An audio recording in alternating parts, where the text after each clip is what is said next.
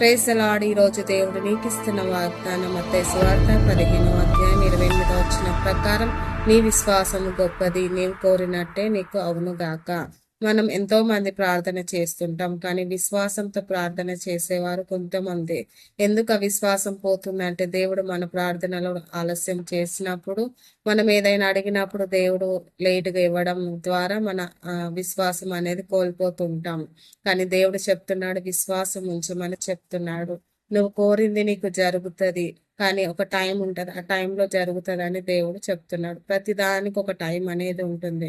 ఉదాహరణకు ఒక తల్లి గర్భంతో ఉన్నప్పుడు 9 నెలలు టైం పడుతుంది.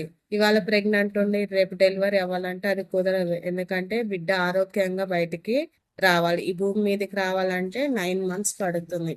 కాబట్టి మనం అడిగే దాన్ని కూడా దేవుడు ఆలస్యం చేస్తున్నాడు. అంటే నీకేదో మంచిగా ఇవ్వడానికే దేవుడు ఆలస్యం చేస్తున్నాడు. కాబట్టి విశ్వాసం పెంచుకొని ఓపికతో ఎదురు చూడడానికి ట్రై చేద్దాం. దేవుడు నిన్ను దీవించును గాక. ఆమేన్.